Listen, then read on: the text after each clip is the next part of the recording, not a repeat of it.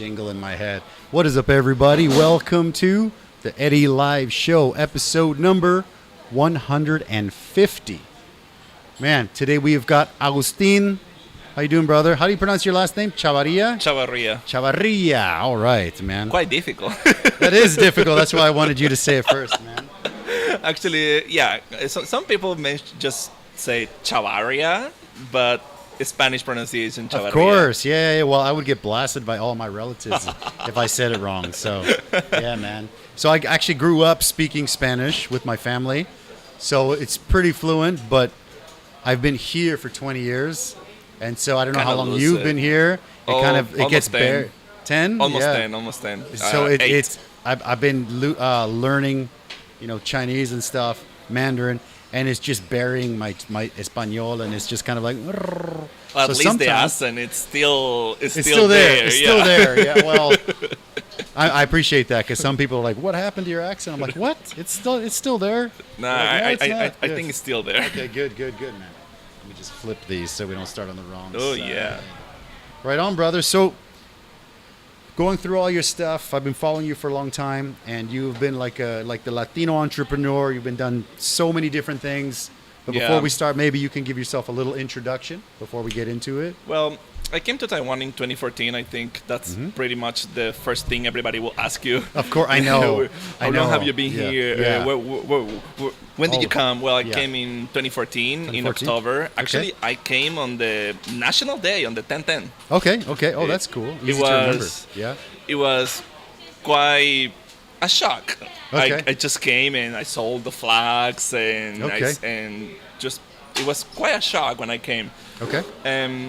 Many people ask me, why did you come to Taiwan? And I guess that's the second question most Taiwanese I hate to say it, but those are always the first two. Yeah, thanks, those Harold. are the Take care, first bro. two. When did you come and why did you come here? Well, I had a friend here that he had a scholarship. Okay. And he told me about all the good things about Taiwan. Taiwanese are super friendly people. Super, yep. And it's a good country. So I started Googling by my own. Okay. And at the end, I kind of realized that I wanted to start a new life. Awesome. How old were you? If you don't mind me asking? I'm 33.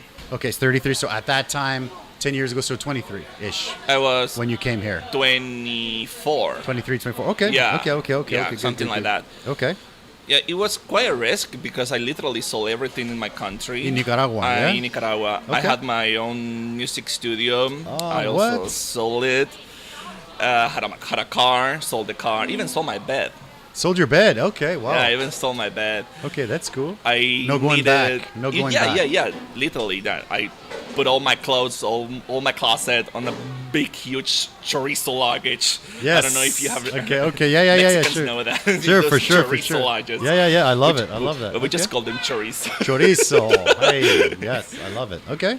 And, well, came here. It was difficult at first because you don't know anybody and you want to make money because, well, you wanted to come and the first thing you want to do is make money. How are you going to survive, right? Yep. So it was quite hard. I remember I was sleeping on the floor with my friend. All right, wow. He hosted me for almost a year. Okay. And, well, I have a very humble beginning in Taiwan, totally sleeping on the floor. And, well, now I have Taiwanese citizenship. What? Really? Oh. And I am congratulations. Thank you. That's amazing. Okay. I'm probably one of the few people that got double citizenship. Okay. Wow. Because so I kept you want to share how that happened? That's that kind of under the Well, I got married to an amazing woman. Hey, 谢谢你们啊，谢谢. And well, I started Googling how can I get my citizenship because, well, you never know, right? What's something... dude, yeah, of course, yeah. And I saw the law, and the law in Taiwan says that if you try to renounce your original citizenship, but the country doesn't allow it, your original country doesn't allow it, you can get both. Oh, wow. Okay. As long as the other country doesn't allow it. Okay. Oh, that's... And seems that's that like a little loophole somewhere that nobody knows. Okay. It is a loophole because it is not very clear in the law, but it's just exceptions. And there are two exceptions there, but it's not so clear. Okay. But it's it works, and I know some other Nicaraguans that in Taiwan that they have double citizenship too. Okay. Wow, that's cool. I'm so happy. And it didn't have to give it up, or you couldn't. Apparently. Okay. Well, I tried. Okay. I tried because there was no other way, right? There was no other way. Yeah. And being a Nicaraguan gave me some problems in Taiwan. Many problems. Really? One of the biggest one, and not many people know, is that my company, well, I had a beer company. My company, I couldn't register it because I was Nicaraguan. Really? Wow. And okay. no bank allowed me to have a bank account. Okay. It's not even like have a open a bank account. I couldn't even open a bank account because of some law about money laundering and terrorism and drug trafficking thing, that there's like a blacklist of countries. And Nicaragua is one of those in that list. So I went to literally every single bank and branch I could find around my place, and it was impossible. So it was one of the things that pushed me to, I need to do something about this, because been living in Taiwan for a year. So there's no way back. So you just decided this is my home from now on. Let's make it happen. Okay. Yeah. Okay. And I really love Taiwan. Yeah. It's the hidden gem, right? It is. It's like this super hidden gem. Everybody says, Japan or Thailand or wherever, which are also very nice. They are very cool. Yeah. But here, for living, I think it's fantastic. It is fantastic. Yeah. It is fantastic. Even despite all the China threats and stuff, we get used to that. Yeah. But still, it is an amazing country. It is. I believe. I agree. I love it.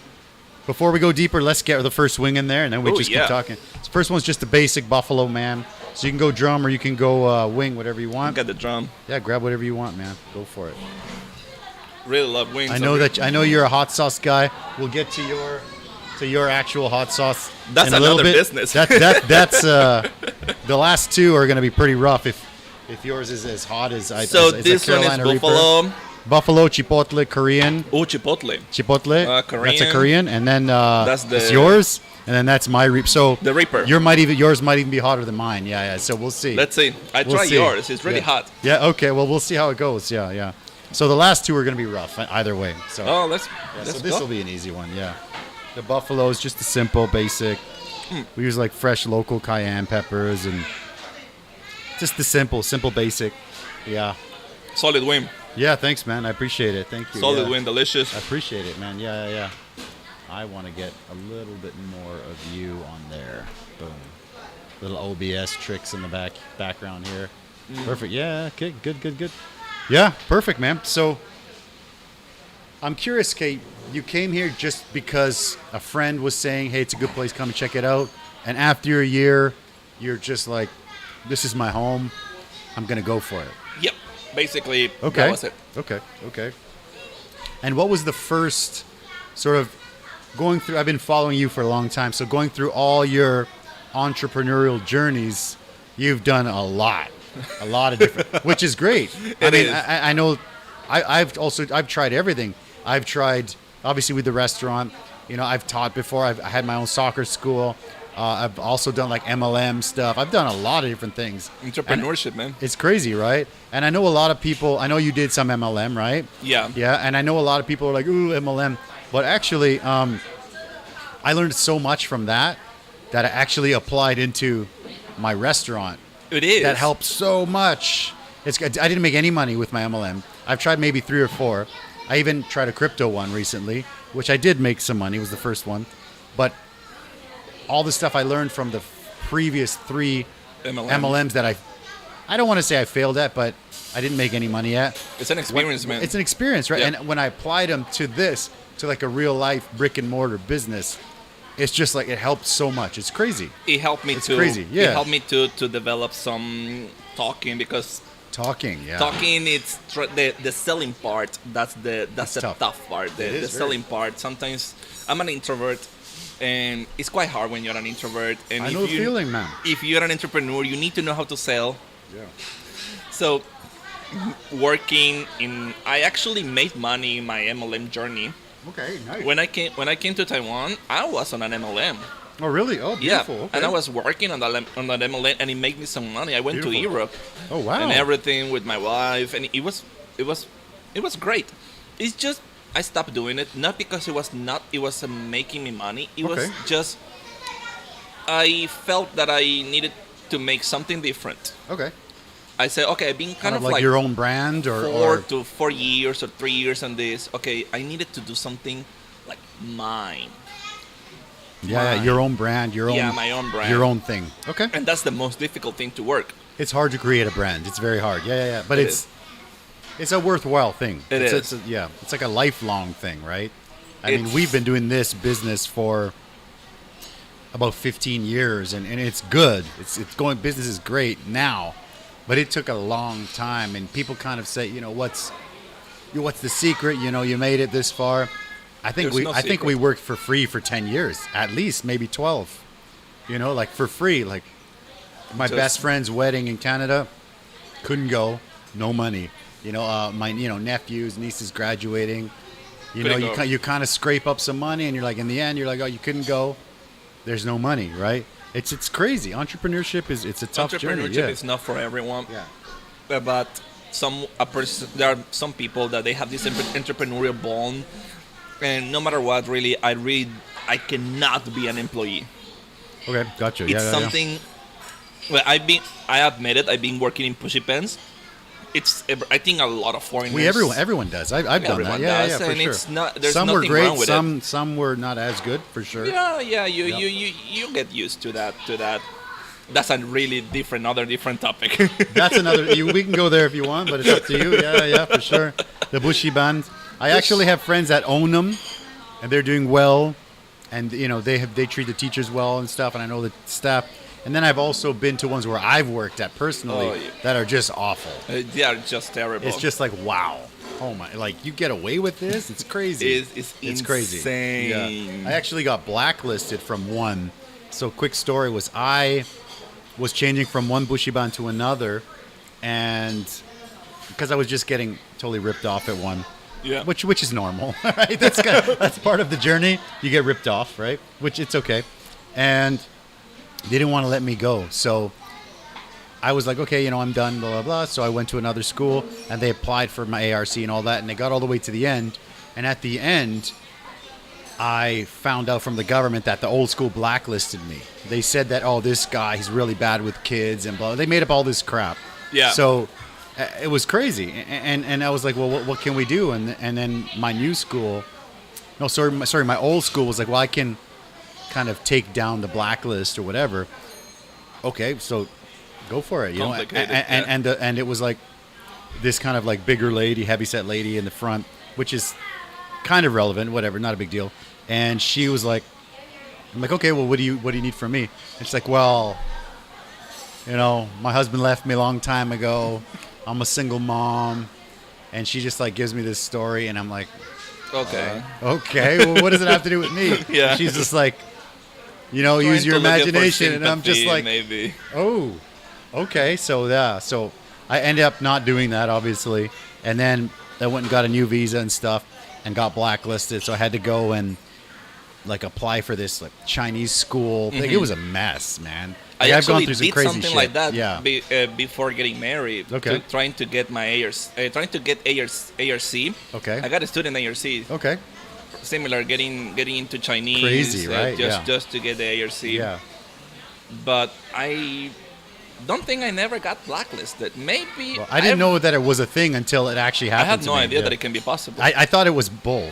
Oh, we can blacklist you. I'm like, all right, cool. And then I got blacklisted. So it's true, apparently. No, the worst that have happened to me on a pushy pen is that they pushed me to sign an NDA after I quit because I tried to report this illegal shit school. That they were doing. Yeah. I actually reported them. That's good. Because they were just... More people need to do that. And this might be very useful information for foreigners in Taiwan they are working in a pushy pen. If they are full-time and it comes summer, that you literally don't work because it's summer, you still can get paid. You still need to get paid. nobody knows that. Like Nobody when you're knows new, that. all of my summers I didn't get paid. The school Yeah. just tell you, yeah, but how can we pay you? We don't have class. Well, Yeah. you need to figure it out. Yeah, it's not my job, right? Yeah. So I reported them, Okay. and they got pretty mad at me. Okay. Yeah. Yeah. But they yeah. paid me at the end. It Okay, was well- such a relief. Of course. Yeah. I mean, Was- it's a crazy situation. It is the a whole crazy bushy. I've been here for 20 years, and 20 years ago it was crazy, man. Oh my gosh, it was like the Wild West. But Her wild stories. yeah, I haven't done it for a long time, so I really don't know how it is anymore. Still the same. It's probably. Oh man. That happened last year. Really? Oh. Yeah, so it's still the same, man. That's awful. That's awful. I don't even know what to say about that. That's Can't awful, even man. say the name. Yeah, well, I probably wouldn't. I probably wouldn't, man. So Say that I signed that NDA. okay, there you go. I actually, when I left the first school I was at, I signed something that said I couldn't work within like 10-mile radius of Oh the yeah, other school. I remember my Something last like that. school. They say, yeah, no, you cannot work in this neighborhood, and I say, why? Yeah. And they told me, yeah, because of your ARC. And I told them I have open work permit. Yeah. I can do whatever I want. Yeah, exactly. Yeah. So yeah, it's this shady thing. You're smarter than me, man, because I just signed it. I'm like, okay. And then I found one, like right on the border of like the 10, and I was so nervous. I'm like, oh my God, what if they find out? What if? And I was like 23, 24, and it's like, actually nobody cares, right? I think they have that because they don't want you to take the students to the next school. They don't right? want that Yeah. you work for the competition. Yeah, exactly. Yeah. Because later the kids will go with you. They go with you. Exactly. Because the kids love the teacher. That's the first thing. Kids get in love with the teacher. The first school I worked at, I had like 5 or 6 kids, kindergarten, for 2 years. And close to the end of my contract, my 2-year contract, my kids, I had the same kids, like every day. They were basically like my daughter is now. Like these little Taiwanese kids, perfect English, read and write, like 5, 6 years old. Everybody was super happy, except the manager, because I didn't do everything that she wanted, but I made sure that the kids were good. Yeah. I thought that was the most important thing. And everybody was happy except for her. So she reported me to the owner that I wasn't listening and that I was like some arrogant guy not following her. They call you lazy. I'm lazy, right? Yeah, that's what they say. And it's crazy because here was my bushiban and the elementary school, and the kids were, they had to walk by this coffee shop to go to school. Yeah. So the owner of the school is giving me like a warning, like, hey, Yeah. you got to follow the rules, right? Yeah. And he's telling me all the kids hate you. And I'm super good with kids. I coached 5-year-olds when I was 12. Yeah. And since then I've been dealing with kids. That's It's of course crazy. a lie. It's crazy, right? So it's obviously a lie, but that's what he says. While he says that, every kid that walks by comes in, says hi, gives me 5. Oh, teacher. Some sit on my lap. Some like tell me that they did good in their English test. Like it's Just ridiculous. And talking, the making owner's just like, and they're like, who's this? I'm like, oh, this is my friend, and then talk to him, and then like, okay, cool, I'll see you later. And I'm like, do you not see how much the kids love me? See? Like, come on, man. And he's like, well, the manager. And I'm like, so eventually he told me, your job is a really good job, and people really want it. And so, you better shape That's up. how they try to convince you. Yeah, so I said, okay. For the last 3 months, I did my job. And then when it came to re-sign, I was like, no, thank you. But And then he's like, well, what are you talking about? Everybody loves you here. And I'm like, what? What? It's like, what are you talking about? Do you think It's- I'm like dumb? Like, I'm 23, but I'm not that dumb. Come on. So, yeah, we all have those stories, man. we all have those Crazy, crazy yeah. stories. So you started with your school, right? You were doing all that. And then when did you decide to take the jump? Let's grab this wing, but think about the question.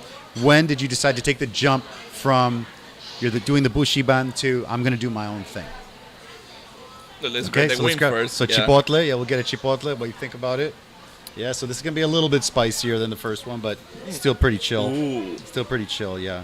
You gotta have That chipotle. smokiness. Yeah, I like the chipotle. It's a popular one. Yeah. This is awesome. And I actually never tried the chipotle here. Oh, really? Okay. Yeah, I tried. I always go for the Reaper. Really? You're the Reaper is. That's tough, man. Nobody ever finishes that. I'm into strong flavors. I finish it with my wife. Really? Yeah, we usually eat very spicy at home. Yeah. Okay. Pour something. Wow. She doesn't like it that much because she's used to the Taiwanese kind of heat. But yeah, we do eat a lot of spicy. Well, the Taiwanese heat is very different. It's like a very oily, salty heat, right? It is. I do enjoy that as well, but I'm curious to see what you think about the next one. There's the Korean style one. Again, we're not a Korean place, but I love Korean. And ex-staff that used to work here taught me the recipe. I tweaked it, and I was like, yeah. So I love chipotle. That's one of my favorites. This is delicious. Here. Thanks, man. This is amazing. Thanks, man. Appreciate it. So while you eat that, you're thinking, can't do this forever. Can't bounce around from school to school to school. Although the money's pretty good, and being an employee, it's pretty safe. You're deciding, I got to start something on my own, right? It was not like that. Not like that? Okay. It was not like that. Before coming to Taiwan, I made a plan, step by step. What are you going to do there? First thing was going to get a job, a stable job. Of course, yeah. To get stable income. And then start my project that at that point it was going to do the MLM. Okay. It worked. Yeah. But after that MLM, I remember your posts for sure. It was 2016 maybe. Okay. Can't remember very well. Okay. And time flies, man. Yeah, time flies totally. Yeah. So after I decided to finish my MLM, I was still working in a pushy pen. Yep. But well, I jumped into the Dragon's Chamber. Beautiful. Pitching, with Elias and those guys, yeah. Okay. I did it. It was harsh because it was really harsh, but it was very motivated at the same time because you get in love with your project. Yeah, of course. I was pitching my beer company. I wanted to open a brewery. So that was the first one. Okay. That was the first project. Gotcha. And it's still the big project, actually. Okay. I'm not gonna give up. No, I don't think you should. Nobody should give up. You got to keep going. You're still a young guy. Never man. gonna give up. And that's something annoys. I made enemies, and that's something annoys people. That you don't give up. Oh my God, man! That you don't give up. And I've been through everything. Yeah. Everybody's been through a lot of things. For sure. After COVID too, everybody has been through a lot of things. So for sure. I'm never gonna give up. You shouldn't. I don't think you should. So after that, I remember I pitched my project. I didn't pass, but it was a great experience because pushed me to be more serious. Yeah, to be like, okay, well, what do I need to do to make it work, right? I remember I went into depression after that. I was very sad about somebody else shutting down my project and telling me all the bad things that I was doing wrong. But then I realized that, these people, they just want to help you, actually. And they're very direct. Yeah, they're just very direct. Bam, yeah.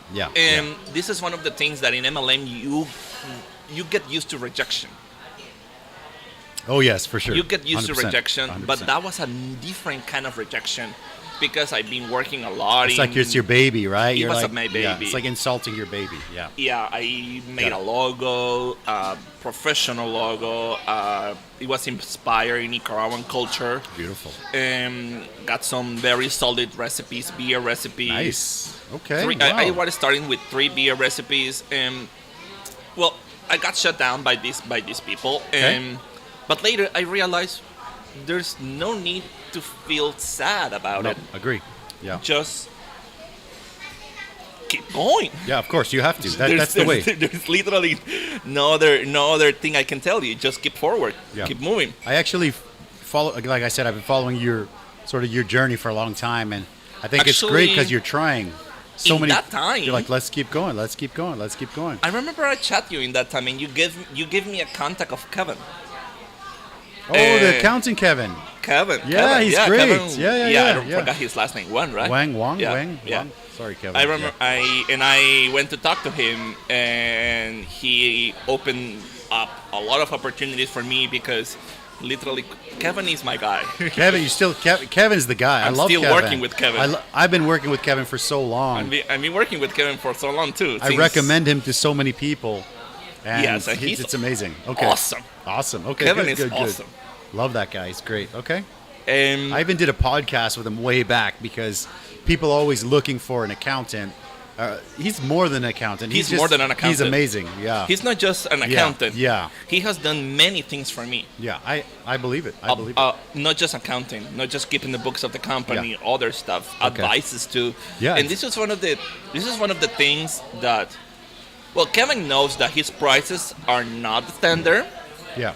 He knows that, but he offers something else that I haven't been able to find it in Taiwan, and it's that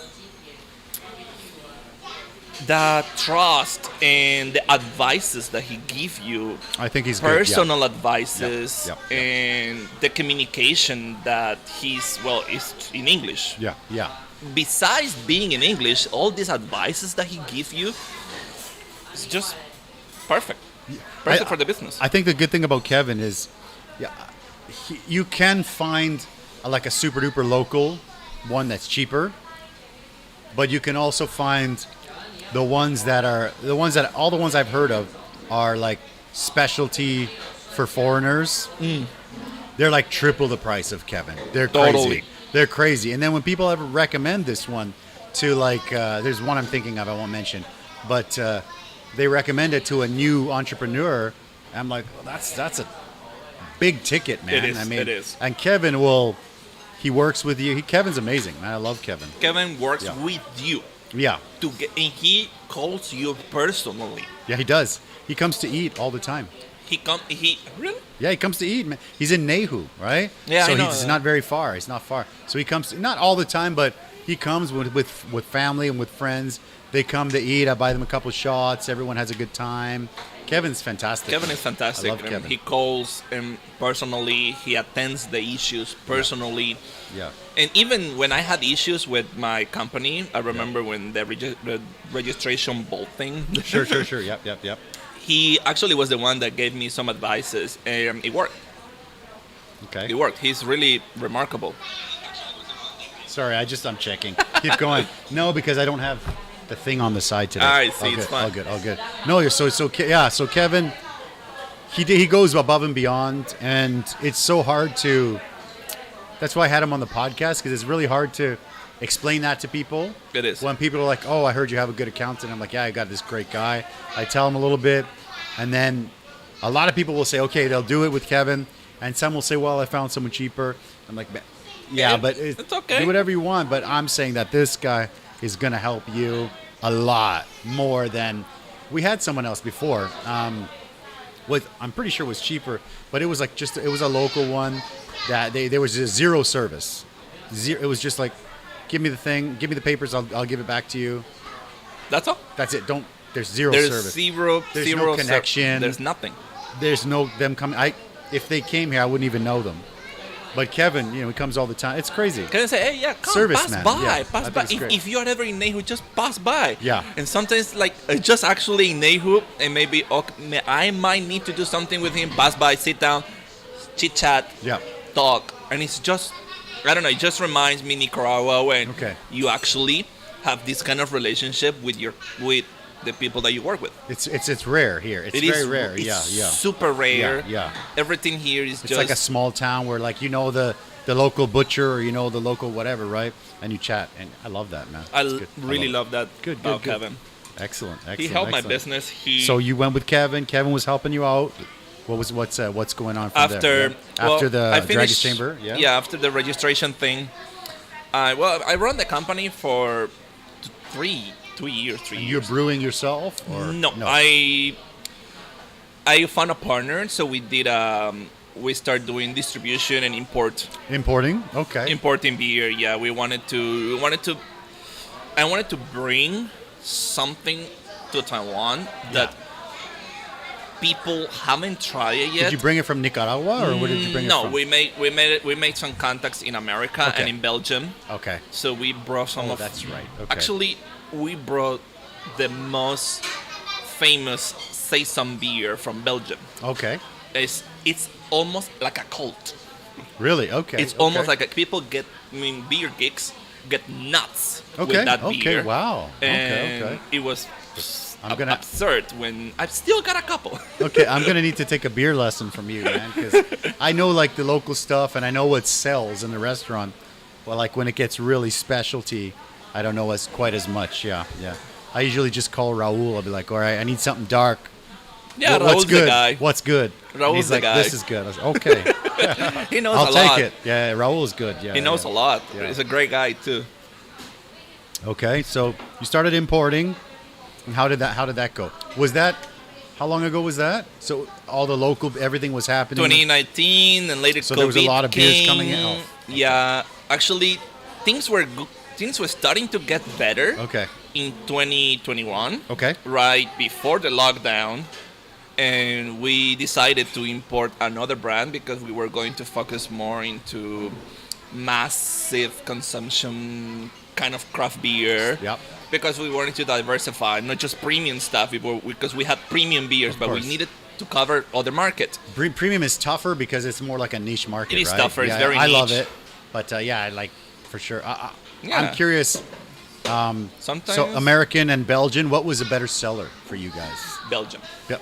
In Taiwan, I would guess Belgian for sure. Belgium was. I think Belgian is the first sort of like specialty craft beer in Taiwan, right?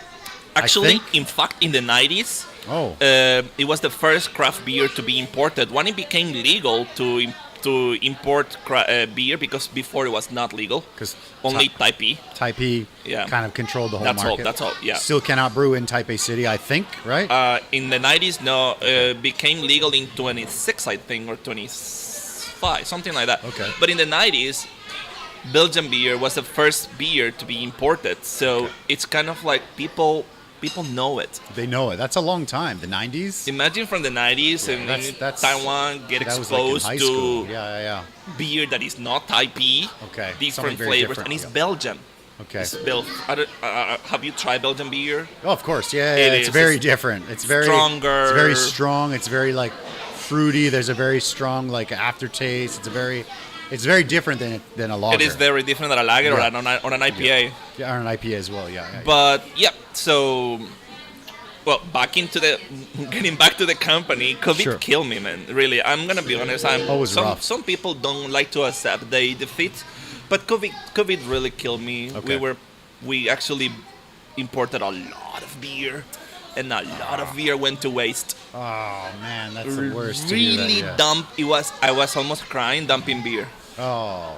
I had to dump. I still have a couple of cases that it's expired, but I cannot sell it. Yeah, but you could still drink it, right? I mean, I'll still drink it. I've drunk lots of expired beer. I still drink it. I'm a bar owner as well, so beer doesn't expire. Yeah, it doesn't, right? Especially like the really high percentage Belgian ones, right? Those ones were from Vietnam, but they were Belgian beers too. Okay. It was a Belgian brand that was brewing in Vietnam. Oh, interesting. I don't know if you saw this beer called Belgo around.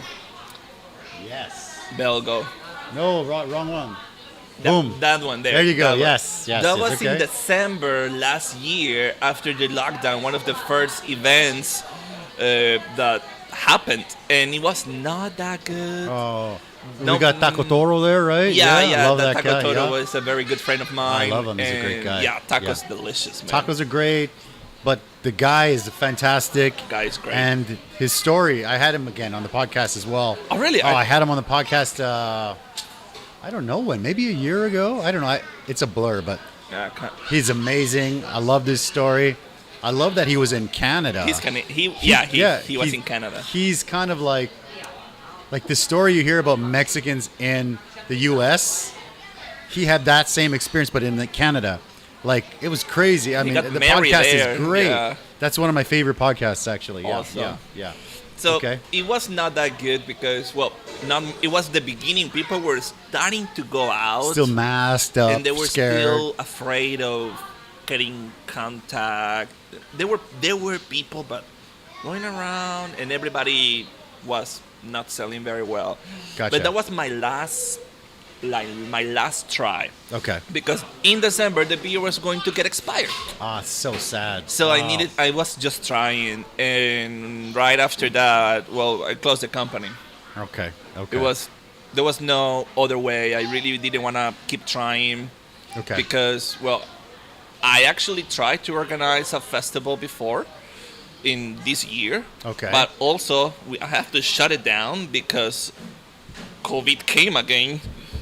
That was tough, man. I mean, for us too, that was last year when we had to shut down dine-in for 3 months, I think. Yeah, it was kind of like 3 months. That was rough, man. Oh, man. That was so bad. I got one more Belgo picture here. Check it out. Boom. Is that the same event? Maybe. Looks similar. I don't know. I thought there were cool pictures. Probably the same event. Okay. Or different. Okay. No, I'm not sure. Okay. Yeah, but it was that brand. I'm still not gonna give it up importing beer. I wouldn't. I don't think so. I have this project with another partner. So next year we probably start building another beer project in Taiwan. Let me know if you want to. We can do like a launch party, or we can do something here. We can do bottles. We can do something, man. It would be amazing. I mean, I don't know that much about Belgian beer, but I've had some that I like. So yeah, if you want to. That line. If you're into it, man. It was really. Yeah. How can I say it? I don't want to say average. Okay, I understand. Okay, hey, it's okay. The lineup of beers, they were really solid. There were some session IPAs, a wheat beer, there was a pale ale, there was a triple. Kind of like the standard, right? And there was a quadruple. Oh my God, the quadruple. Quadruple? Oh. Yeah, that was probably the best beer I ever tried. Oh, wow. Okay. Of that style. Okay. And it was so cheap. Cheap? We were selling it. The first thing I think of quadruple, I'm like, it's going to be $500 a can cost, like that's we were selling it at some bars at probably 175 NT. Really? Ooh, okay. And yeah, and I still have because those ones I really didn't want to dump it because it's 10.5%. And that can never go bad, I think. That would never go bad. It would just get better. Just get better, yeah. But it was already good. Yeah. When I was trying it. And it was so thick, and there's a little chocolate cookie flavor and some dark fruit notes. It was. Before I forget, when you're ready, if you want to come and do like a launch party or a beer tasting, or if you want to pop up in the front and sell beers, let me know, man. It's my pleasure. We'd love to. I would love it, man. We'd love to. I know you brought a beer, so I'm going to finish this one. Ooh, that's kind of we'll see if I can finish it right now. Yeah, one of my I want to crack brews. the other ones, yeah. But before we get onto that, so you're going to keep going. Good. Okay. Yeah. I think you have to. You got to keep going because I mean, I know a lot of places shut down and it was tough. The COVID was tough even for us. For many people. Our savings just got like destroyed and like many bars closed down. Yeah, so many people closed, and I know a lot of restaurant, bar grill places that they were talking to us and they're like, how's your sales? And I'm like, I'm hustling, making tamales. I'm just doing everything I can. Everything you can to and get we're at 50%. It was tough for everyone. And everybody's like, wow, 50%, that's amazing. Yeah. I'm like, 50%? I'm dying. I'm losing hand over fist every month. And they're just like, my sales we're went at to like zero, 20. My sales went to zero yeah. from when the lockdown came until that December of the picture that you showed. Zero. Only the people that pre-ordered the beers got it. Okay. And I got some bars that they say, can I return the beer? Oh, come on, man. And I was like, no, man, how can you do this to me? Don't do this to me, man. Come on. And he said, but yeah, you know how's everything. And I was like, I know that everybody's having a hard time. Everybody's, really. Yeah. And it's like, you're also an entrepreneur. You know how it feels. It's tough. It's tough for everyone. And it's also tough to be a nice guy at the same time. It's That's tough. I think that's the toughest part. toughest part. Because I know you're a super nice guy. Yeah. Trying to balance being nice, but at the same time, you have a business to run. Yeah. Not getting completely walked all over, right? Yeah. It's tough. It's tough. People don't see that. But lately, I've seen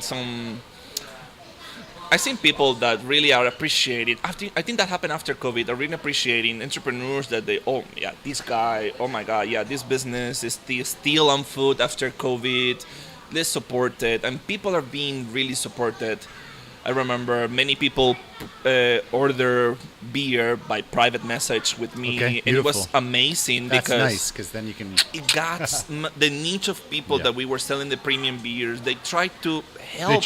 They tried to help the company. Yeah. And some influencers got in contact with us. Hey, we can do a online tasting event with some other of my friends. Beautiful. I said, oh, wow, thank you. Okay. Thank you. That's beautiful. Yeah. It was. Yeah.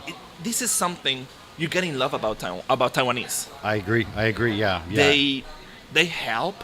Yeah. Without thinking it. They just gets from them. I have to say, during the low time for us, we also had, of course, lots of Taiwanese, but also a lot of I think in this area, it's a really like an expat heavy area. It is. And we're always like, when there's any kind of events or we're just like vouchers, whatever, we try to sponsor everything.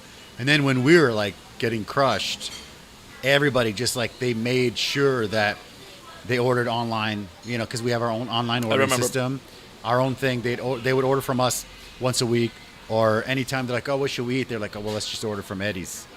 It's okay. Yeah, because the label is okay, let's cute. bring the bottle. Yeah, please. Thank you. Yeah, so let's grab this one before we get your beer, yeah? So this is Korean. I'm curious what you think. So this is not like a traditional, this is not Mexican or anything like that, but like I said, I'm Korean. a massive Korean. Oh, I love Korean Korean wings, chicken. right? Yeah. So you're going to have to let me know what you think about this. Yeah. It's actually one of our most popular, the Mexican restaurant, the most popular, one of the most popular. You can get the Korean chili paste.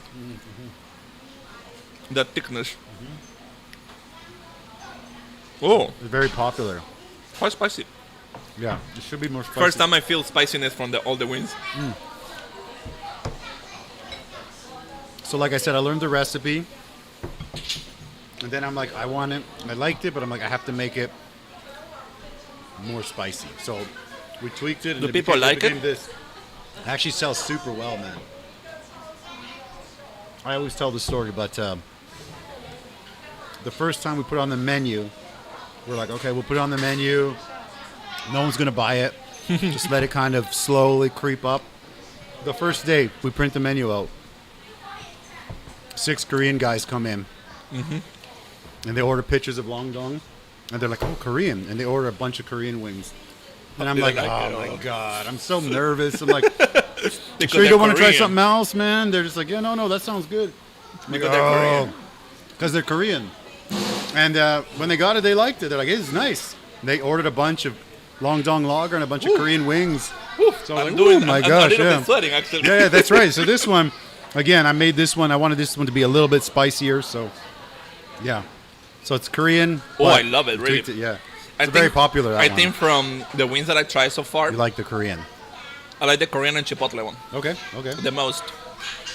Maybe, but the buffalo is solid. It's classic. It's just basic. Yeah. It's basic. Buffalo. The thing about the buffalo is, like, we make it from scratch with chilies and stuff, but it's good. It's very good, but it's there's buffalo everywhere.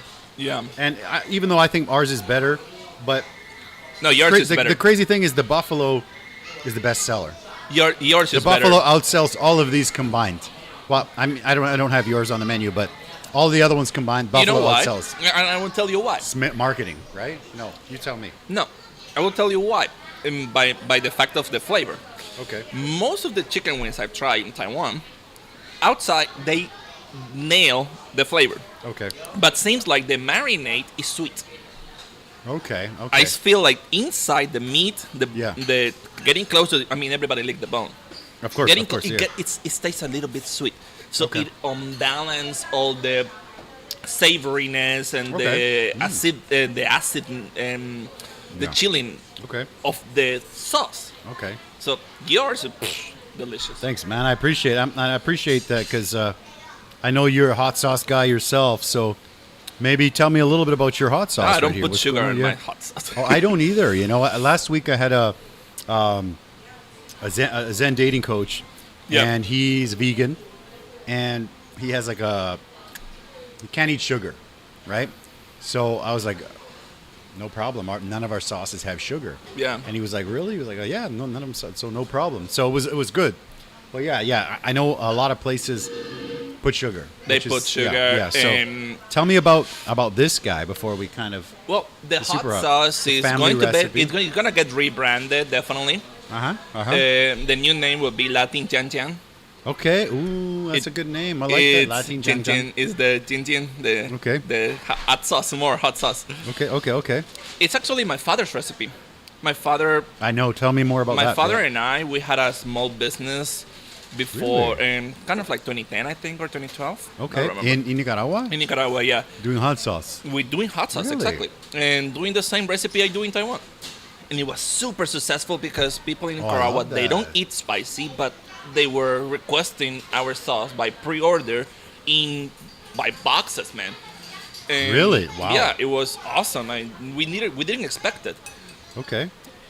It just we couldn't continue with the business because matter of time. We needed to start brewing more, and we didn't have the capacity to do it. It's like a glass ceiling, right? You hit that. If we want to go more, we got to buy all this equipment. And we were losing a little bit of money, so my father decided. My father decided, okay, let's just give some break, and we're gonna rethink this business. But he never did it again. And now in Taiwan, you're here. Yeah. So I talked to him and I say, hey, can you give me the recipe? I did it with you, but that's what I do with my mom when I open the recipe. Yeah. I don't know the proportions on the ingredients. I remember the ingredients, but I tried to do it once. I didn't nail it. When I opened my restaurant, when we opened our stand at the beginning, I'm calling my mom. How do we make? What did we do? What did you do to the beans? What did you do to the rice? When you had it in Tanshui, right? When I had it in Tanshui, right? And everyone's like, oh, are you a chef? I'm like, no, not at all. I just cook with my mom. And she did all the hard stuff. So I had to learn all the hard stuff before we opened. And it was crazy. Yeah. So basically, that's it. It's a very simple recipe. You wouldn't believe it. It's mostly what people eat in Nicaragua in the encurtidos. Do you know what is an encurtido? Encurtido? I've heard it, but I don't know what it is. It's pickling. Okay. Oh yeah. Okay. There you go. Okay. Pickling, but we just put vegetables. We put carrot. Like an escabeche. It's the escabeche of the Salvador and Honduras, but we call it encurtido. Okay. And we put jalapeno, and we put a version of the habanero that people call it cabro in Nicaragua. Okay. It's not habanero. Okay. It's a version of the habanero. Okay. It's just heat. Okay. But it's heat. Okay. And we mix it with jalapeno to give some body, and you get the heat of the cabro. Okay. But in Taiwan, you cannot find cabro, but there is habanero. Yeah. Okay. It's even tough to find that. I mean, people were always telling me, why don't you grow your own? I'm like, yeah, man. Oh, it's not that easy. Man, first of all, I'm already, it's not that easy. Doing everything. I tried, really. I do so many. Did you? Yeah. I did try, and they die. The plants die. Well, I know a guy in Danshui that grows them, but also, they die a lot. Down south, they have some.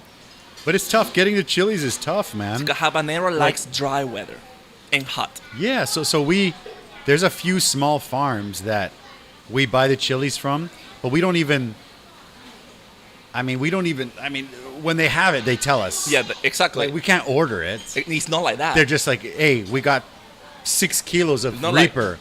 I'm like, okay, I take everything. Whatever you have. That's it. What do you got? Send it to me. Exactly the same with the chili business. Yeah. So when my source also, I got a source in Pintong. Yeah. Okay. And the farmer just say, I have Reaper, and that's why it's a Reaper. Beautiful. I said, really? Okay. Yeah. Just send it. Okay. send all you have. Take it all. Take everything. Send all you have. I have like 10 kilograms. I don't have more than that. I found a guy, and my wife's from Miaoli, but I found a guy in Miaoli who's doing like dragon's breath chili. I never even heard of that. But when I Googled it, it's apparently hotter than the Reaper. Yep. So I just bought some. I haven't used it yet. It's insane. Have you tried it? Yeah. It's insane. I haven't tried it yet, so I will try it. They have it in Eland. There is a chili store. There's a hot chili. I know that There's place. a chili museum and kind of stuff. Ghost Hunters or something like that. Insane. But it's delicious. Hunter, those guys, so I even tried to get from them, and they won't sell chilies to people. Nah, they don't. Because they're like, no, we barely have enough for our own. Exactly. You know what they have that's really good?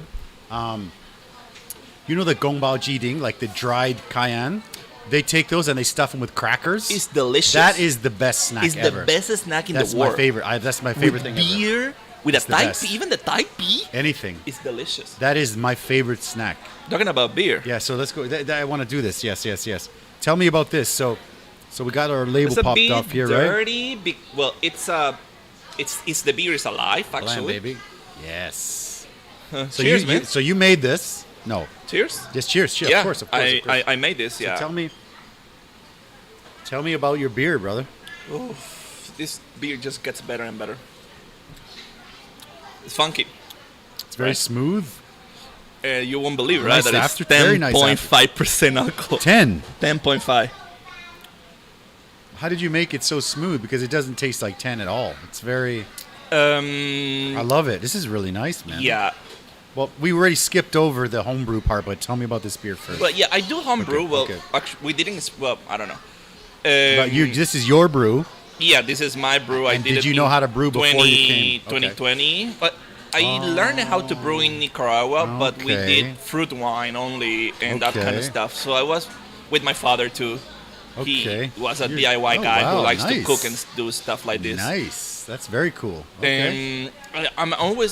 Because we did this fruit wine in Nicaragua, and it got infected many times. We didn't care. We just drink it, and it was quite funky.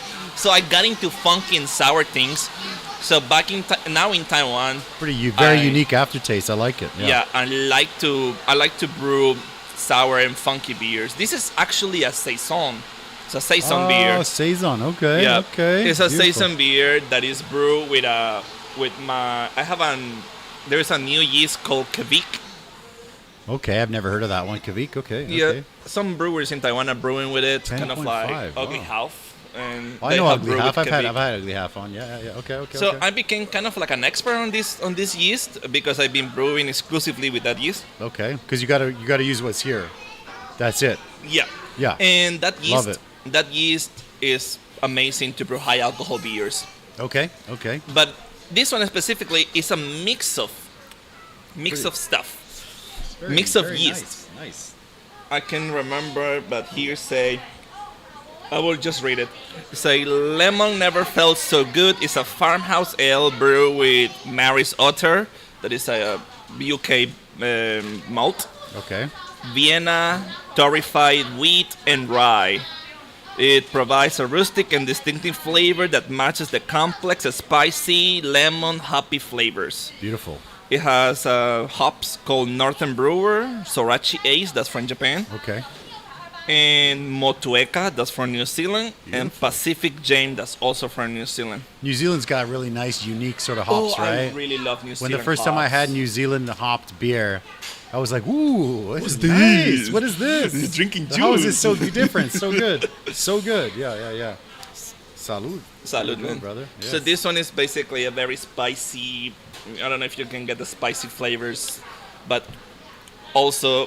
I do have some spice, some oakness and some smokiness from the wild yeast. I like that. I've got that. Yep. Very nice. Okay. It's a very balanced and smooth beer. It's very smooth. That's will never 10%. believe.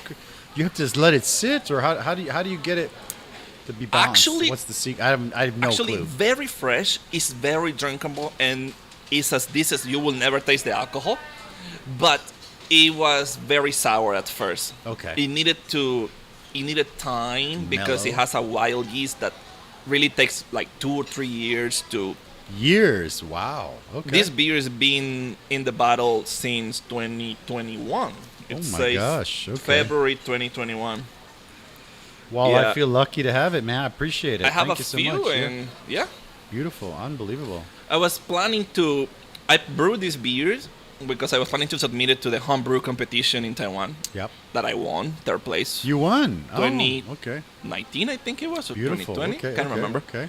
I won the third place of the experimental category. Okay, very cool. Of course, experimental. I always do experimental stuff. But that's great. That's really cool. That's how you find the real stuff, right? Instead of just making the same old right? I remember I did a stout with this yeast. Man. Okay. And it was very fresh, but it was 15% alcohol. Ooh.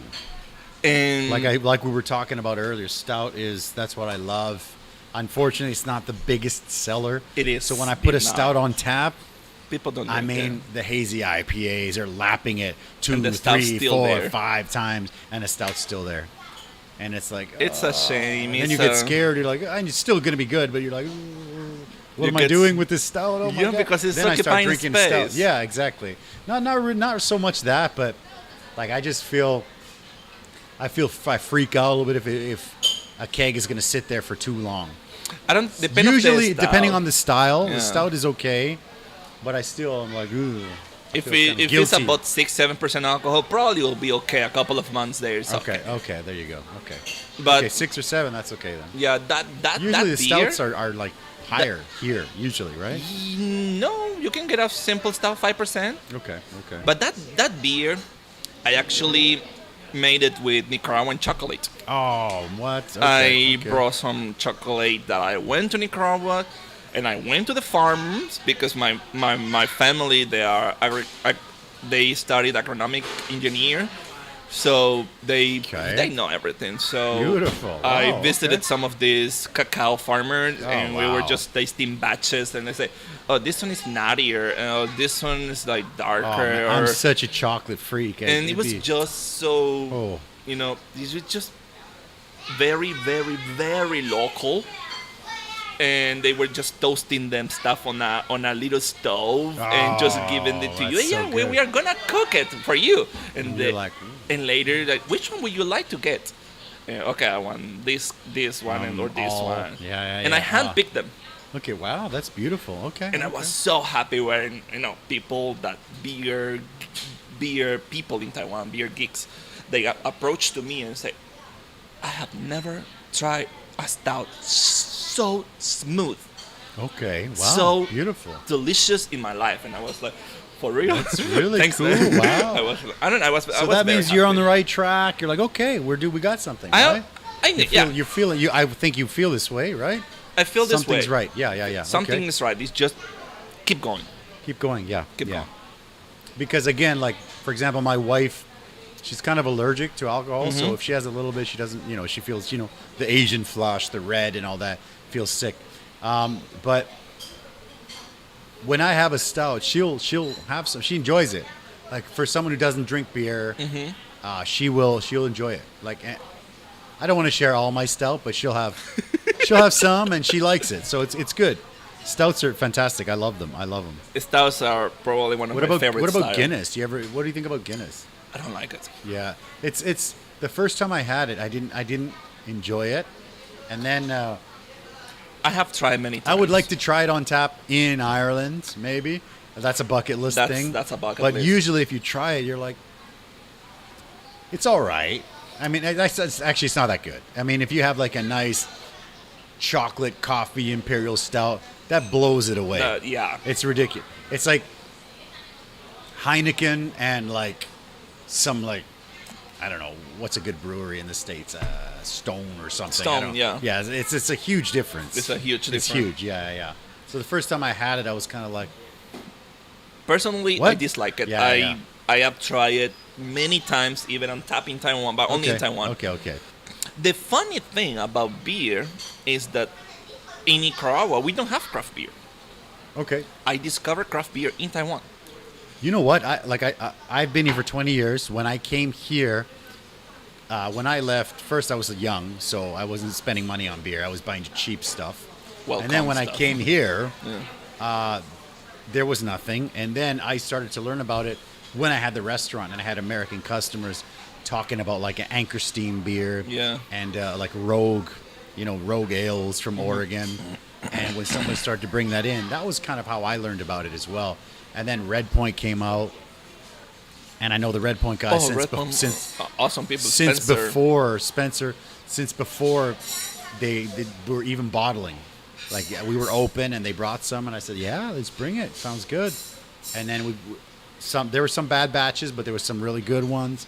And then now they're great. Oh, they're awesome. Now they're like pretty. I think they're one of the top ones, and it's fantastic. Yeah. They are. I think they will release a spirit. They're gonna try to release a distillery. I just saw some distillery thing. Yeah, that was cool. I saw the post today. Awesome. Looks cool. Yeah, looks really cool. Very cool. Let's grab this, man. Oh yeah. This is yours. You tell me about the Super Hot. Boom. This is your recipe. It's I'm a little bit scared now. It's actually the original recipe of the original habanero sauce. So you're fermenting or what? Or yeah, no? fermenting. Yeah? All of this. Fermenting. Okay. I don't ferment any of mine because we just blast through sauces so fast here. Oh yeah, I don't even know the process of the fermentation. So maybe you can tell me a little bit. Pretty simple. I just grab all the vegetables, mash them, and I boil them first. To be honest. Okay. I boiled everything first and later passed through the blender. Okay. And just let them sit. Got buckets filled with that. How long do you usually would ferment something? A couple of weeks. Okay. Actually, you will see I put an airlock, so you will see the airlock just stop bubbling after a couple of days in Taiwanese summer. Okay. So technically, after 5 days, it will be done. Really? In Taiwanese summer. Taiwanese summer is. Yeah. Well, let's try it, man. Salud. Salud to your dad, man. I'm excited to try the Pops' recipe here. They didn't put much sauce. You can put more if you want. Go. Nice taste. Yeah, it's an old batch, No, but it's nice. but a little bit more. I get the chocolate habanero. You're hardcore. I'll throw a little bit more in my mouth. A bit more. I'm gonna enjoy it. Don't waste it all because I want it. I want it for me. So because it's a thick sauce, so we are going to change the bottling to a kind of like a little jar. Okay. So people can just grab it with a spoon because it seems like easier than pouring it like this. Sometimes you get something that's this spicy, you will pour too much. Yeah, for sure.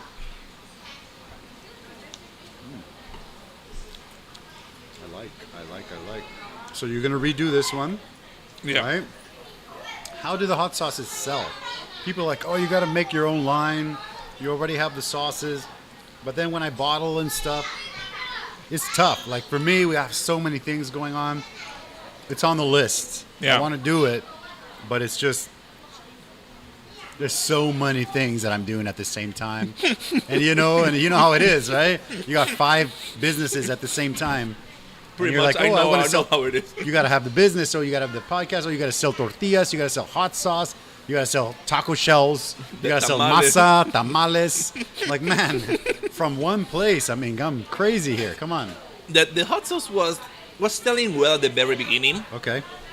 And then I actually treated the business like with not enough attention. Like a hobby, right? No? I actually started like a hobby. Okay. Because I say I have some extra time. I'm not doing too much on this, and I really want to get busy. So let's do it. I'll start selling them, and it was successful. Yeah. I did.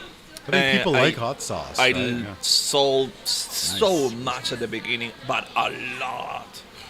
I couldn't even keep up. I remember at the beginning, but it's just if I could have kept going. Okay. I think right now we probably have a different business. Probably. Oh, really? Probably. Okay. But I don't regret it. Okay. I don't regret it because everything is about evolution. But then maybe I was not ready to treat this business. It's so hard. Yeah. It is hard when you have so many things at the same time.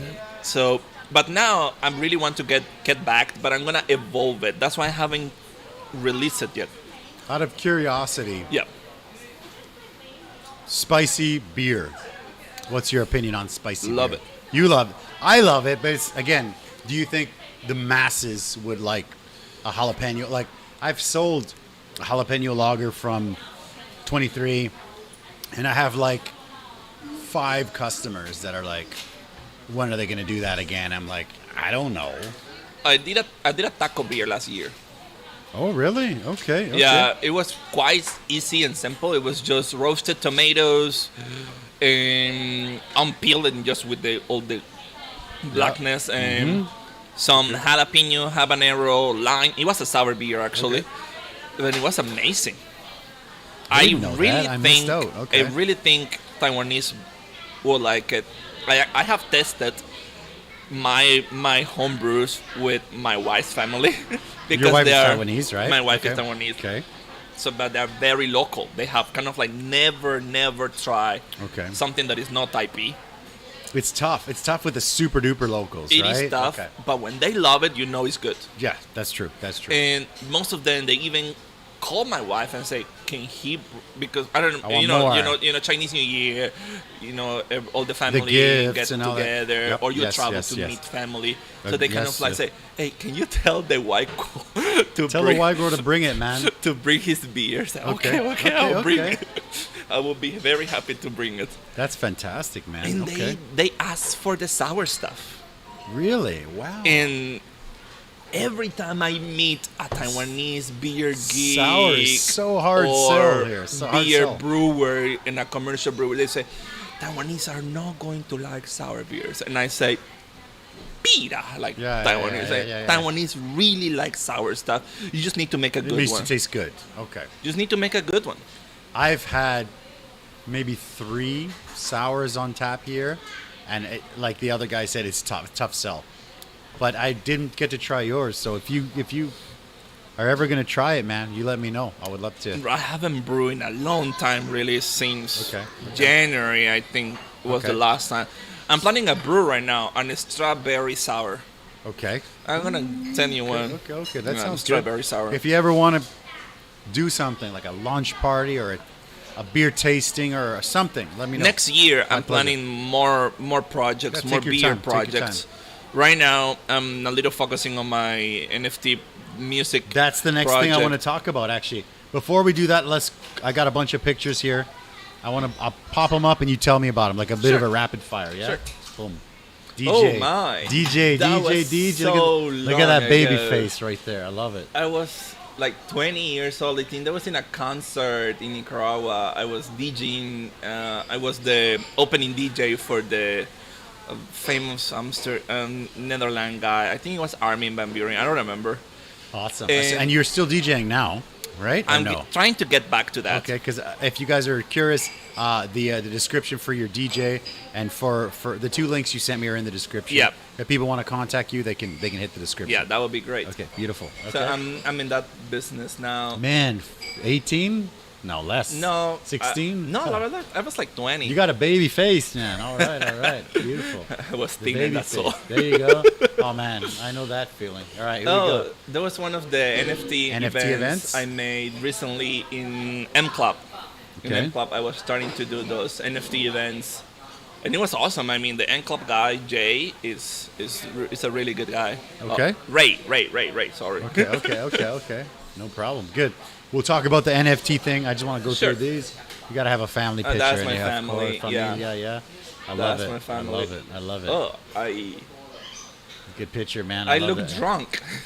You look like you gotta have that one picture of the Latino one where you're just kind of like, the proud one. You're like, hey, I was familia, drunk. Yeah. That's my wife. That's my Yeah. brother, my mom, and my father. Okay. I was wondering if that was your wife. Okay. You had the festival, right? I made it last year. Yeah. Yes. Okay. It was awesome. Yes, I remember. Very good people selling meat. Meat, yeah. Because it's always Veggie Fest, Veggies Fest. meat. And then you went out and you did the Meat Fest. Okay. I love meat. And it was, me too. I love it too. And it was good, successful. It was a very successful event. Beautiful, Yeah, I'm very happy with that Any event. chance of a number 2? Yes, I wanted to do it this year, but I say, okay, right now there's this COVID thing and it's unpredictable. You Sucks, yeah. really don't know what's going to happen next week. Yeah, unfortunate. Well, I think now Now it's it's better. smoothing out. Now but it's like better. in the last couple months, it sucked. Yeah. And I really ran out of cash, to be honest. I mean, at the yeah. beginning of the year, Everybody's, proof. I know about tough times. it. I know about it. I know about that well, man. Tough times. I know it well, brother. Keep going. That's the Belgo. We That's did the that Belgo already. one, yeah. Did that already. I like that. Yeah. That's the NFT showcase. NFT showcase. Yeah, that was a good one. That's a good one. Yeah, I actually played in that event, and it was the first event I played after a long time. Okay. It was awesome. Awesome. Yeah.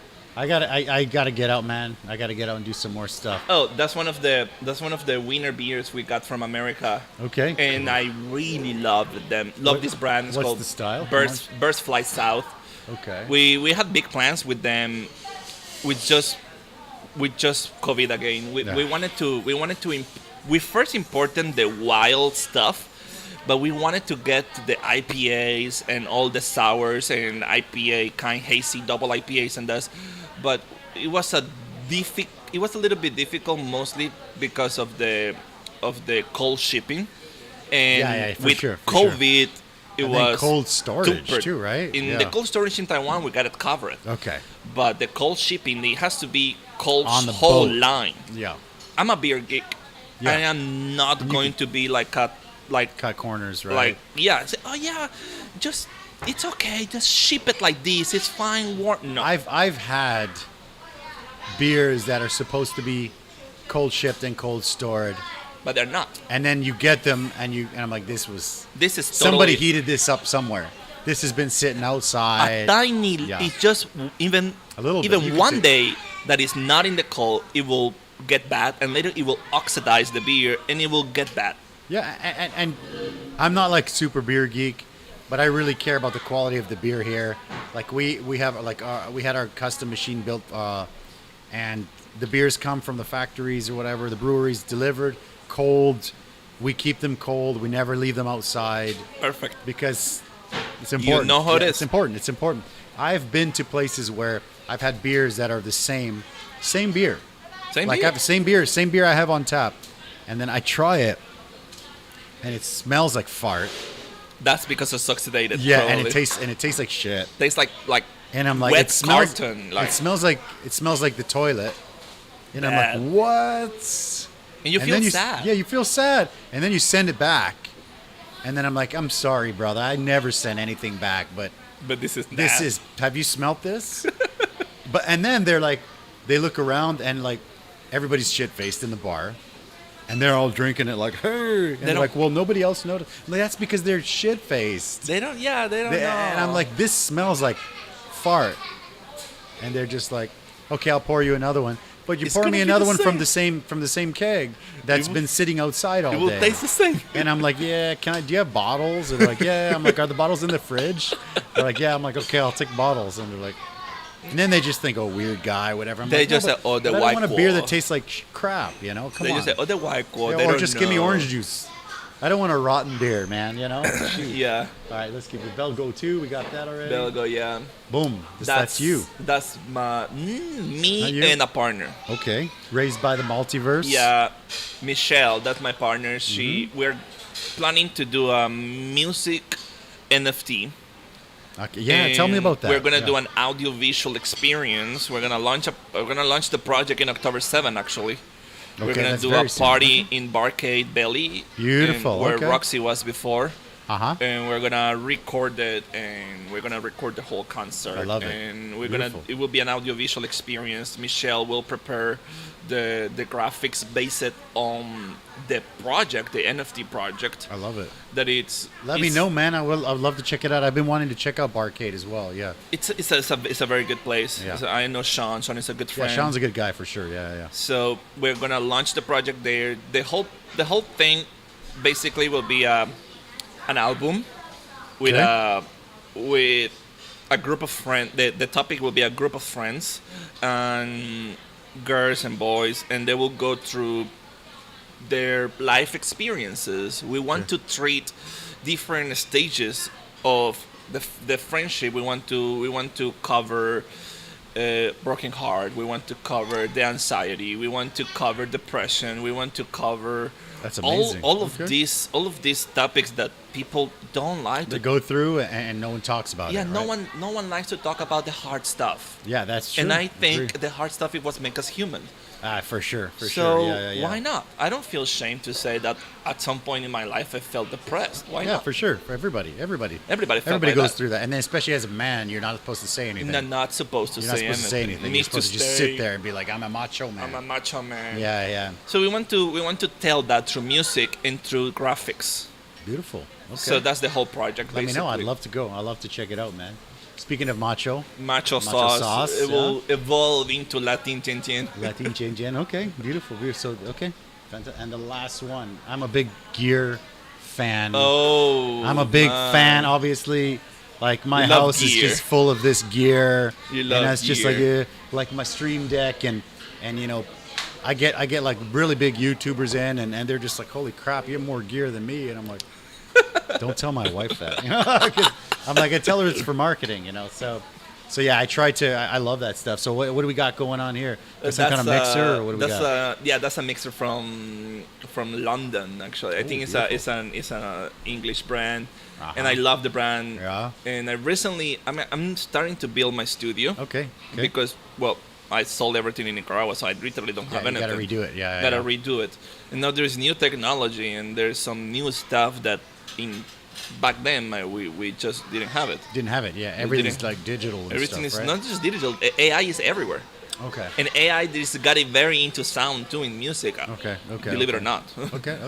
I have no idea. Yeah. Me neither until I started getting back to music recently. Okay. So right now I have this studio. I bought a synthesizer. I'm really trying to get. You want to be DJing again? Yeah. Okay. DJ is just a promotional side of being an artist. Gotcha. Because if you don't play your music, who will listen to it? Yeah, that's true. But I want to take it further. Okay. I just don't want to be the DJ that press buttons. I got blasted for a couple times from a couple DJ friends of mine. They're like, I saw you talking about DJ iTunes, man. I'm like, hey, I'm just, I'm doing the same thing with this. So yeah. So I'm building a live performance project that is going to play live. Awesome. The songs that I'm going to produce, I'm going to play them live, and that's the whole project basically of getting back to music. Awesome, man. I love that. I love it. That's the last one. I appreciate it. Yeah. Thanks for going through them all, man. I appreciate it. Sometimes you go through the pictures, and I saw the gear, and I saw your comment, and it's similar. Like I have a lot of the gear that I need already. Like for the live streaming, I have a Rode Procaster and stuff. And when I go outside, I take that, and I love it.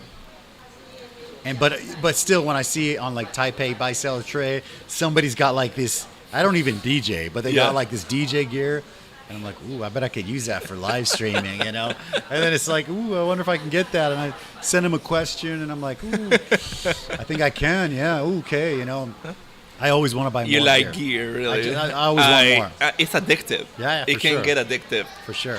You gotta be careful because it's expensive. Well, I know it is. That's why I like the buy, sell, and trade. Yeah. Well, my excuse is always like, hey, it's marketing for the restaurant. And my wife supports me. Yeah. So like the podcast has always been like, it's a part of marketing, but I mean for the first like maybe even year, it didn't really help the restaurant at all. And then slowly, people would walk by, they see what's going on, they come in, half price wings. They want to be kind of a part of something. It's an amazing idea, and it's cool a great podcast right? too. I think it's the only foreigner podcast in Taiwan. I think there's a couple of. I'm not sure. There's a couple of podcasts, but they're like one of my buddies is from Belize. He's got a podcast. There's a couple, but there's not that many. But it's we do it live. Yeah, because I'm a busy guy. I love live. Live. I love live. Live's what it's about, right? If there's a mistake, it is what it is, right? It is what it is. Yeah, it's just a mistake. Improvisation is good too. Yeah, I think it's good. So, and the funny thing is, when I do videos live, it's so easy for me. And when I try to record a video, I'm awful. I'm just like stuttering, and I'm like, what was I supposed to say? It's weird. Getting the script. It's so weird. Yeah. Live, no problem. One and done.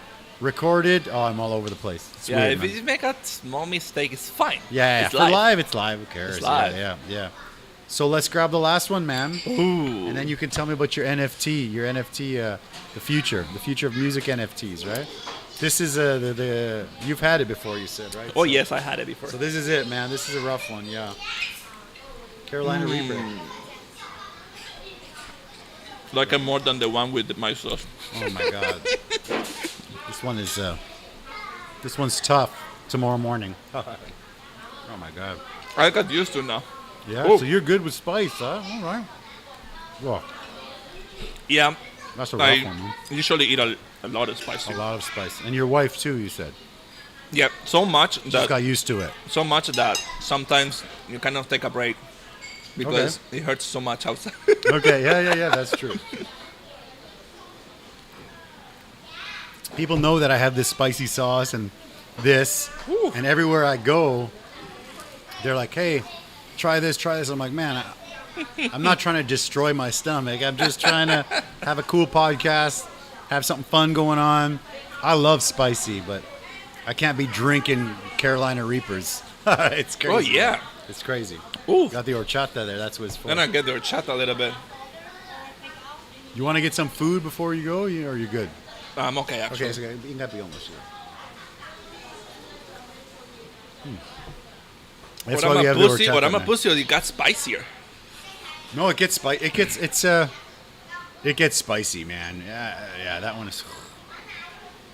Sometimes when the guest is like, I can't do it, I'm not going to do it today. I'm like, all right, cool, we don't have to do it. I remember I finished them before, but today maybe I'm not trained enough. Or I'm I not do it every drunk, week and it's still rough. I'm not drunk, probably. The drunk, yeah, that's it, man. Drunker, you eat anything. Yeah, oh my God. And then the next day it's rough. Ooh, that's a rough one. That's rough today. Oof. Jeez, okay. So the next 5 years, man, NFT, what's the ideal situation next 5 years for Agustin? I really think NFT is going to pick up next year, man. It's starting to pick up already. Okay. But I think the war is in some sort of bad place. And, the crash, crypto crash. I get shit from it every day, from my wife. I sold right before the crash, kind of like a month or 2 months before the crash. Wow, okay. I got money, yes. But, oh man, I'm sorry. I didn't think I'd get you with the last one. Yeah, the last one's rough. Yeah. Oh man. Yeah, just don't touch your eyeballs with that, and you're good. Yeah. Oh, I got bad experience making chili before. Oh yeah, Rita. I need another half glass of horchata. Joe, can I have another half glass of horchata? Thank you. Just a half. Yeah, because my mouth's on fire. Yes, it did get. Hot sauce is weird because it'll sit and mellow out. And then all of a sudden it's like here again. But it was what fine happened? eating it, and I was like, oh yeah, no problem. Yeah. And then my whole mouth, oh my God. So crazy. NFTs, 5 years. I think NFTs in 5 years are gonna be ruling the world, to be honest. Okay. Right now, music NFT is in diapers, like most of NFTs. Most NFTs, yeah. Most of NFTs are in diapers. Yeah. And, well, there are platforms that are not just like OpenSea. They're going to be platforms specifically for music NFTs. That's cool. Where people are going to interact with the song, and it's going to be like a Spotify and Facebook kind of thing. Kind of like make them social, a little bit more social. I'm curious, a music NFT would be the image and music? Yes. Okay. That's it. Okay. Because I've not seen that. That's new. I've not seen that. It is new, but big artists are supporting it. Okay. I think it's good because usually the big companies, they kind of take advantage of the artist. Thank you. Right? And then, like record labels back in the day, right? Tidal is partnering up with some companies to start some sort of marketplace for music NFT, and it will be a big thing very soon. Most of these marketplaces for music NFT are going to launch next year in January, and right now they're in some sort of beta testing kind, and kind of gathering as much artists as they can. So is there a coin that you would recommend, like a Solana or what is it? I think most of them are using Ethereum. Ethereum, okay. Yeah, most of them are using Ethereum. Okay. Ethereum's massive, right? That's the big one. Yeah, I think it's gonna massify more with the metaverse. And you think it will pass Bitcoin? I mean, Bitcoin's limited, right? 21 million coins. So the flippening, right? The thing about Ethereum is going to pass it. I'm the wrong guy to answer that question. Okay. I'm just curious. Yeah. I'm the wrong guy. Yes, I love crypto. I like crypto. I'm into crypto. Yeah. But that part of finance... You're on the artsy side, right? I am more a creator than a guy that does trading. Okay. And, because if I if I start doing trading, Oh, I God, think I will it's tough. become addicted. It's a tough one, man. I mean, it's tough because I do some, but it's always like you try to time the bottom, like at the what was it, the big crash that recently happened? Yeah, but it's not just that. It's myself.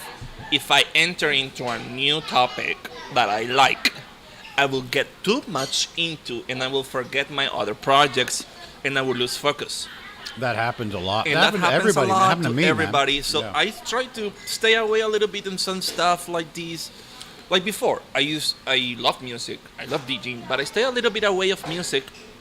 I produced some music for video games before in Taiwan, actually, for Really? Macau and Hong Kong. Beautiful. I used Okay. to make music for video games. Okay. Oh, that's cool. And it was great. I Okay. love it, but I started doing the beer business, and I say, okay, yeah, music. I got into my head what people say. You don't live off music. Okay. You don't make money off music. So it got in my head, but I feel happy now that I'm into music, and I haven't felt It's really happier important. Yeah. in all my years in Taiwan than right now that I'm into music. Okay. Super Okay. happy, super It's really important. Yeah. inside, like this peace. It's not work if you're loving it, right? You just do your thing. Yeah. Oh, that last one's still killing me. I think I just. This must be I just made a fresh batch recently. That's probably why it tastes hotter than normal. Because that one, when it was very fresh, it was like this spicy. Yeah. But it got kind of like Mellowed lost some out. potency. I don't know why. Well, they mellow out, right? Like They do like mellow like out. beer, They do right? mellow out. But wow, it was not Sometimes as people spicy. people want to. Sometimes people want to order. They watch this. They want to order 6. I'm like, you don't need 6 of those, and they're just like, what? And I have sold it a few times, 6, and then they have don't like get it. half of one. They're like, nah, I'm done. But people order it, right? Yeah. So what we do is I actually have a jalapeno sauce. So we'll do like 3 You're and 3. dying right now. I'm done right now too. That's hot today, man. Damn. I mean, I'm hot, but I'm okay. We'll do 3 of one and then 3 of that Reaper.